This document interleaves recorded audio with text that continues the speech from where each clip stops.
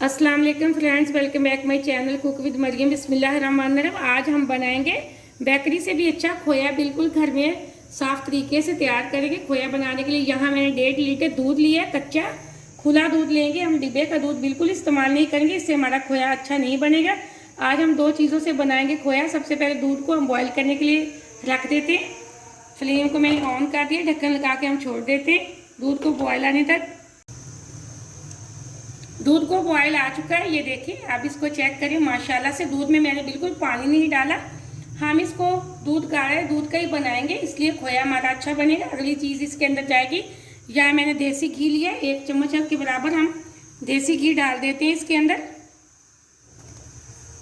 इससे इसका बहुत गोल्डन सा प्यारा सा कलर आ जाएगा। अब हम इसको लो फ्लेम पे इतना गाढ़ा करेंगे जब तक ये पैन को खुद ना छोड़ दे।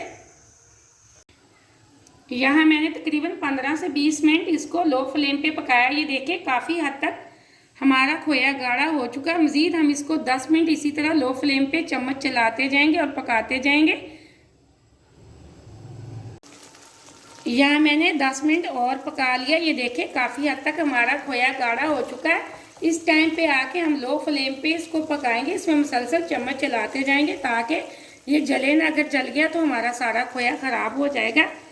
हमने बेकरी से भी अच्छा खोया घर में तैयार कर लिया। अगर आप इसको रखना है 1 हफ्ते के लिए तो आप इसको फ्रिज के अंदर रखें। 1 हफ्ते में इस्तेमाल कर लें फ्रिज के अंदर रख के। अगर आपने ज़्यादा देर रखना है 1 महीने के लिए तो आप इसको फ्रीज़र में किसी भी बर्तन में डाल के रख लें।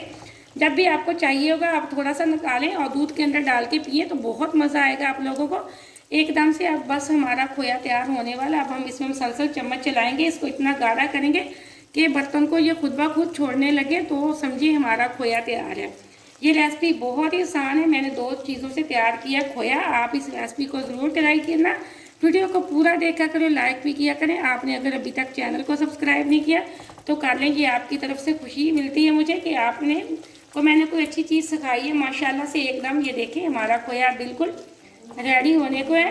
तकरीबन 3 से 4 मिनट इसको और लगेंगे लो फ्लेम पे। यहाँ एकदम से ये देखें हमारा खोया बिल्कुल तैयार हो चुका है। अब फ्लेम को मैं ऑफ कर दूंगी। इसको हम इसी बर्तन के अंदर निकाल लेते हैं।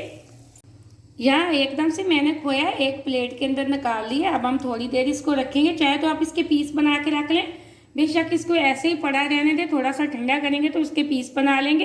बेशक आप इसको ऐसे ही पड़ा रहने दें। माशाल्लाह अगर आप फ्रिज के अंदर ठंडा करके इसको रखेंगे तो आप 1 हफ्ते के लिए इस्तेमाल कर सकते हैं। अगर आपने 1 महीने के बाद इस्तेमाल करना तो आप इसको फ्रीज़र के अंदर रख दें।